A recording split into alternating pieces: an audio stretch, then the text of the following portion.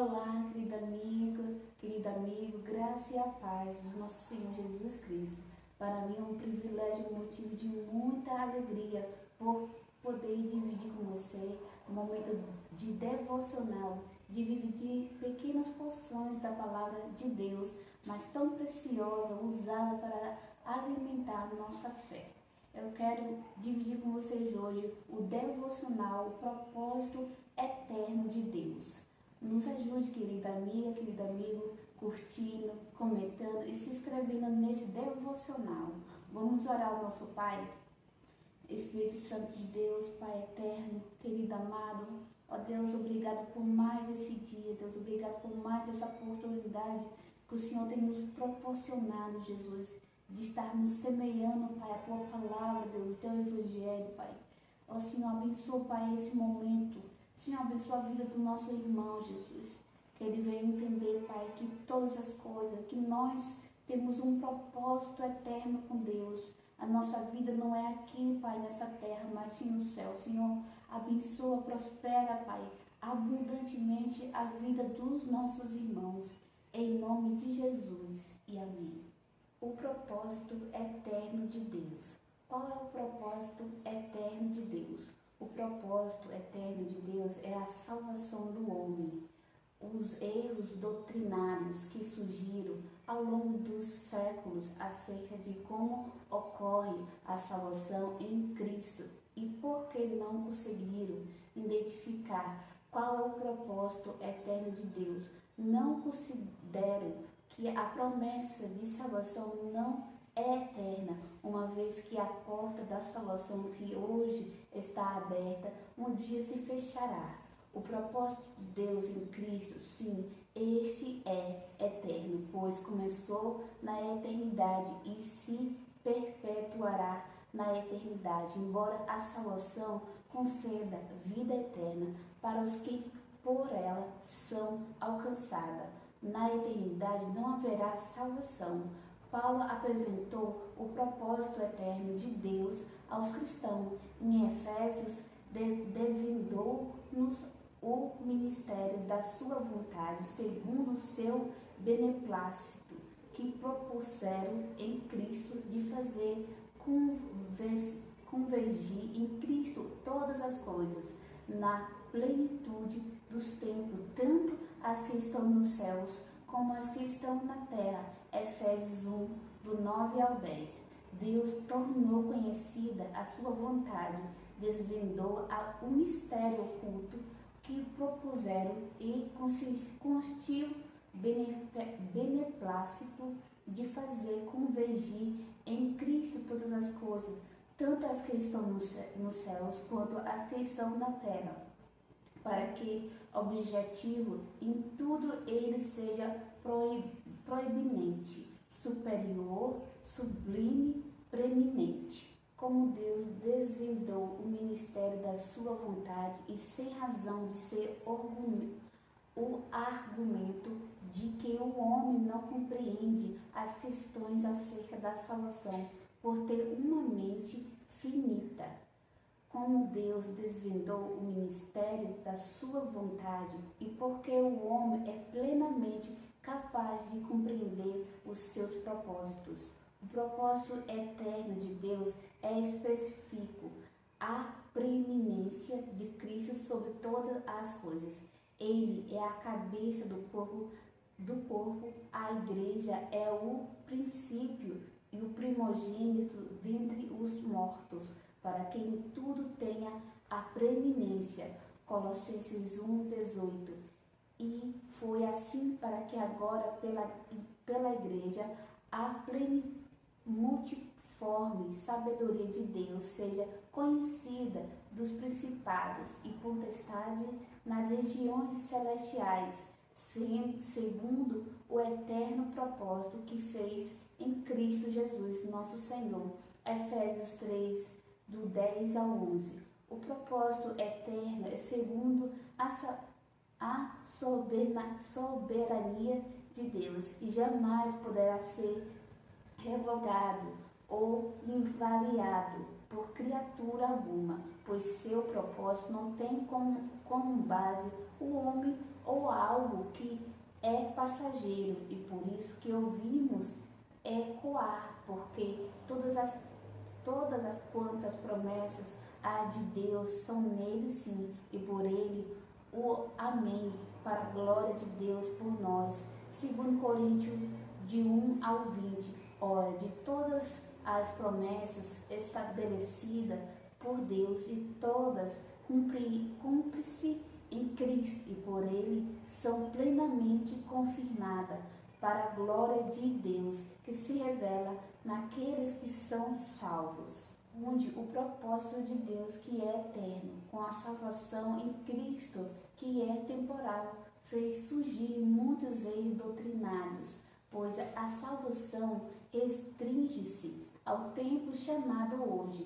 Deus salva o homem hoje, visto que um dia a porta da graça se fechará e será conhecido manifesto o juízo de Deus, que se deu em Adão a salvação e para a eternidade. Mas não há um propósito eterno em salvação indefinidamente, visto que Deus não salvará na eternidade. A salvação é para o tempo que se chama hoje, o tempo estipulado para o socorro de Deus é o agora. Porém, o propósito eterno de Deus em Cristo é para a eternidade, pois a preeminência de Cristo sobre todas as coisas é algo pertinente à eternidade. O propósito eterno é a salvação, o propósito eterno que Deus estabeleceu antes dos tempos, dos séculos, e a preeminência de Cristo sobre todas as coisas, e no que consiste a preeminência de Cristo, a primogenitura de Cristo entre muitos irmãos, a fim de que ele seja o primogênito entre muitos irmãos. Romanos capítulo 8, versículo 29. Isto porque além de Cristo assentar-se à destra de majestade nas alturas, com todas as coisas debaixo dos seus pés, ele também foi constituindo a cabeça da igreja, que é o seu corpo. Paulo demonstra que Cristo está ligado aos seus muitos irmãos, de forma que a plenitude dele enche tudo e todos. Jó capítulo 1, versículo 16. Efésios capítulo 1, versículo 21 ao 23. Para levar efeito o propósito eterno segundo o conselho da sua vontade, que é a preeminência de Cristo sobre todas as coisas, foi estabelecida na eternidade a criação do homem segundo a imagem e semelhança de Deus. Tudo teve início quando foi dito: façamos o homem à nossa imagem e semelhança. Gênesis capítulo 1, versículo 26. O homem foi criado perfeito, imagem e semelhança, com plena liberdade de todas as árvores. Comerás livremente. Gênesis capítulo 2, versículo 16. Posto em um lugar perfeito.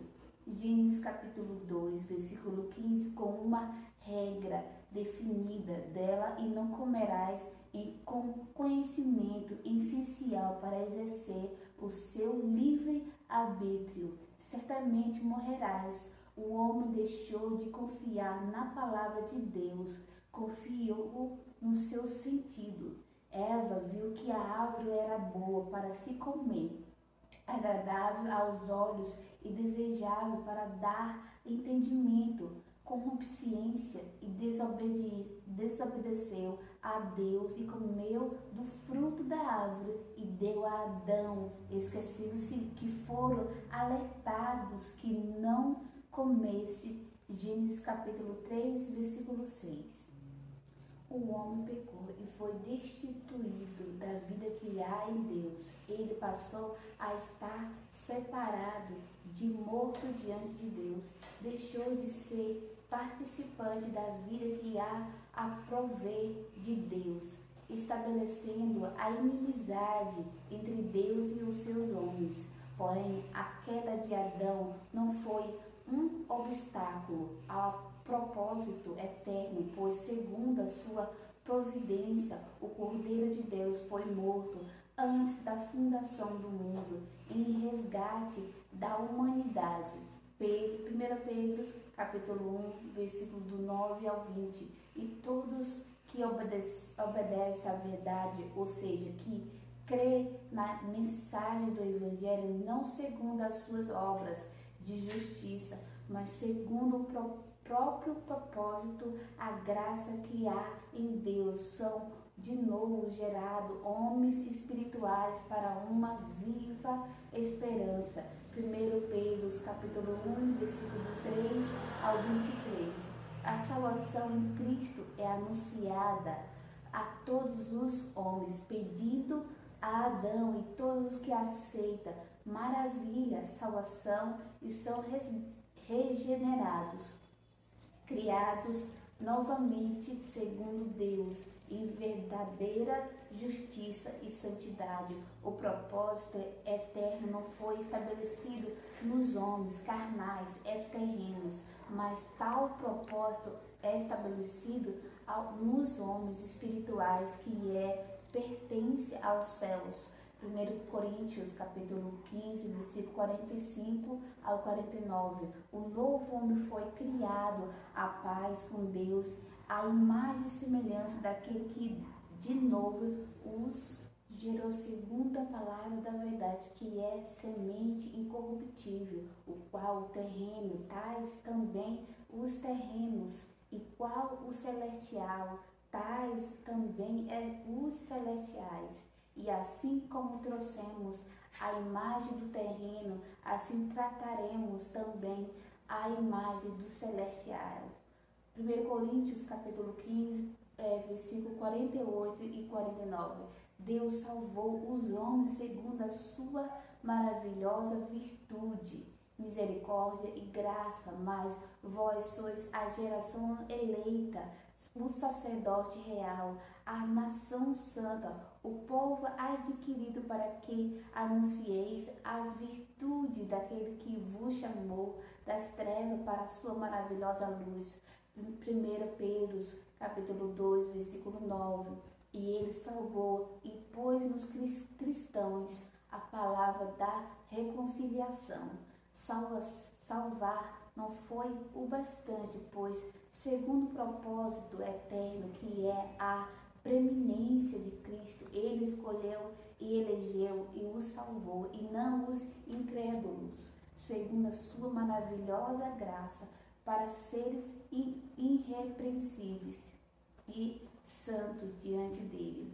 Deus os salvou os homens segundo a sua propósito, a preeminência de Cristo, e então os recebeu por filhos segundo o que havia predeterminado de antemão. Todos os que crerem em Cristo são salvos e recebem a filiação divina, para que Cristo seja o primogênito entre muitos irmãos. Ou seja, se alguém não deseja ser filho de Deus, deve-se rejeitar o evangelho da graça, visto que todos os que são salvos em Cristo não terão outro destino, são filhos de Deus, segundo o seu eterno propósito, a preeminência de Cristo como a cabeça da igreja. Ora, a eleição é a predestinação, são segundo o propósito eterno de Deus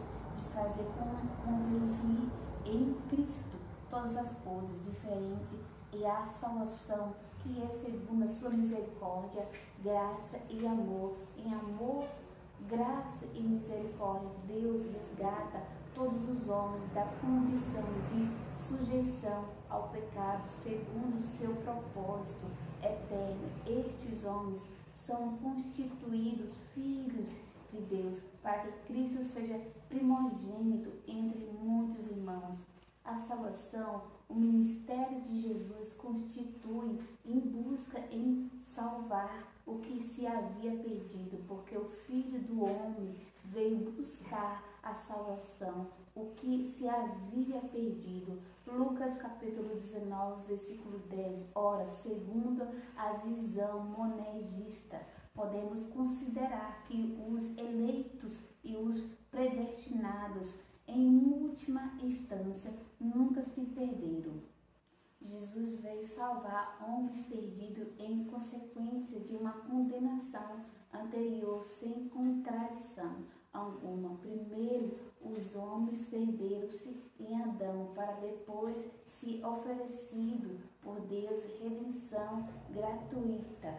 Deus nunca mandou os homens para o inferno como base a sua soberania, como se fosse um tirano. Antes, todos os homens foram julgados e condenados em Adão, segundo a condenação em Adão, e que os homens seguem a perdição.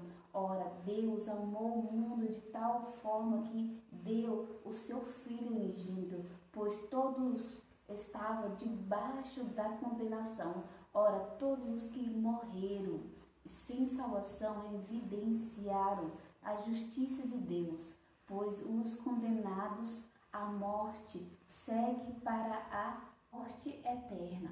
Mas se a nossa justiça faz surgir a justiça de Deus, que diremos, será Deus injusto, trazendo a ira sobre nós? Romanos capítulo 3, versículo 5. Ora, o amor de Deus em conceder o seu Filho não invalida a sua retidão. A justiça não é porque Jesus morreu em resgate em todos os homens, que os que estão sob condenação não serão punidos. Deus não faz acepção de pessoas. A alma que peca, essa morrerá, e o culpado não será tido por inocente. O amor de Deus é evidente pela oferta de Cristo na cruz do Calvário, muitos mais evidente em o amor porque ele morreu por pecadores, aos que creem, e oferecido uma nova vida, pois a vida herdada de Adão não substitui ao juízo de Deus. Deve morrer e ser sepultado com Cristo. Deus é justo, e todos que nascerem segundo a vontade da carne, vontade do sangue, a vontade do varão, compartilha da natureza do homem terreno e são, portanto, condenáveis diante de Deus pela desobediência de Adão, pois assim como por um só ofensa veio o juízo sobre todos os homens para condenação. Romanos capítulo 5, versículo 18. A salvação é oferecida hoje, agora e uma vez que o amanhã não pertence ao homem. O juízo já ocorreu a todos os homens, estão condenados e necessitam de salvação. Hoje, se a condenação fosse no futuro, somente após a condenação teria razão oferecer redenção. Antes que houvesse, o mundo não houvesse oferta da salvação, nem por eleição e nem por predestinação. Seria um contrassenso. Deus concede a salvação ao homem tendo em vista um juízo e uma condenação que ainda não havia ocorrido. Porém, Jesus veio em busca daqueles que se havia perdido, porque todos juntamente se extraviaram e não havia quem buscasse a Deus. Se a salvação é segundo a eleição e a predestinação, o dia sobre o modo oportuno seria na eternidade, antes que houvesse o mundo como o tempo aceitável. Pode ser hoje e ser a eleição e a predestinação, e antes dos tempos, dos séculos, como Deus oferece aqui agora o dia da salvação, se todos nasceram com um destino certo. Jesus veio julgar a humanidade porque todos já estavam debaixo de condenação. Vós julgais segundo a carne e eu a ninguém julgo. Jó capítulo 8, versículo 15. Caso Jesus declarasse o juízo sobre os homens, estaria invaliado o juízo estabelecido no Éden. E se alguém ouvir as minhas palavras e não crer, eu não o julgo, porque eu vim não para julgar o mundo, mas para salvar o mundo. João capítulo 12, versículo 47, Jesus é claro em demonstrar a condenação dos homens, que ele veio salvar. Quem nele crê não é condenado, mas quem não crê já está condenado. João capítulo 3, versículo 18, ora, é plausível, considera que Deus determina aqueles que haveria de ser salvos antes que houvesse o mundo, através da sua soberania ou da sua onisciência, se os homens ainda não haviam se extraviado. Ora, Adão era livre em todos os aspectos, e se ele não tivesse comido do fruto, ora, Deus sabendo de que todas as coisas, pela sua onisciência, no entanto, jamais obrigaria Adão a comer do fruto proibido, como determina de antemão quem seria salvo, e sem nem mesmo havia alguém pedindo. Considerando que Deus a ninguém oprime, temos que a soberania e a onisciência de Deus não leva ninguém a tomar decisões contra a sua própria vontade. Ao Todo-Poderoso não podemos alcançar grande e em poder, porém a ninguém oprime em juízo e grandeza de justiça. Jó capítulo 37, versículo 23.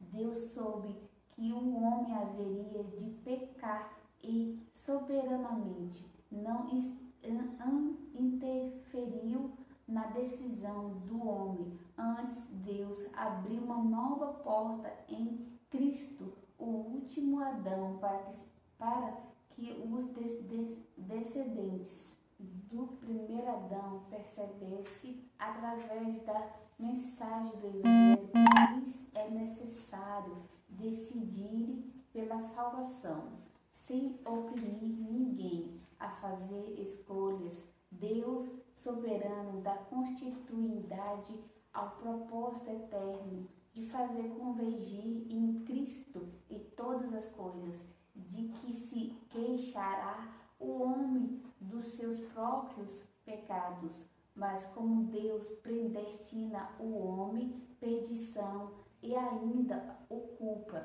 O homem foi criado fadando a pecar. Não lhe foi dado o livre-arbítrio. Ora, o que se percebe é que a eleição é a predestinação, referência ao propósito eterno, que é a preeminência de Cristo sobre todas as coisas, e não relação à salvação. A salvação é para quem está pedindo a salvação, e depois da perdição e posterior à perdição, segundo o propósito eterno, que é anterior à perdição, segundo o propósito eterno, o Cordeiro foi morto para que ele recebesse a glória e honra acima de todo o nome.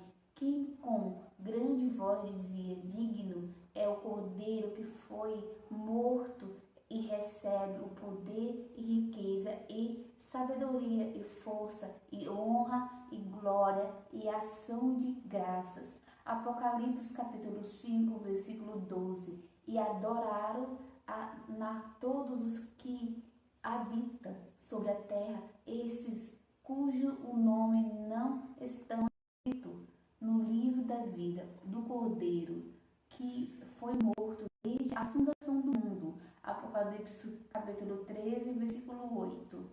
A salvação não é através da oferta do Cordeiro, senão todos distintamente seriam salvos. A oferta do Cordeiro e segundo o propósito eterno, para que Cristo recebesse o poder e honra acima de todo nome que se nomeia a salvação, e para aqueles que tornam-se participantes da carne e do sangue do Cordeiro, pois pela fé morrem, são sepultados e ressurgem com Cristo, uma nova criatura, porque foi para isto que morreu Cristo e ressurgiu, tornou a viver para ser Senhor todos dos mortos, como dos vivos. Romanos capítulo 14, versículo 9. A morte e a ressurreição de Cristo foram para que estabelecesse o seu senhorio sobre mortos e vivos, mas na ressurreição, e que os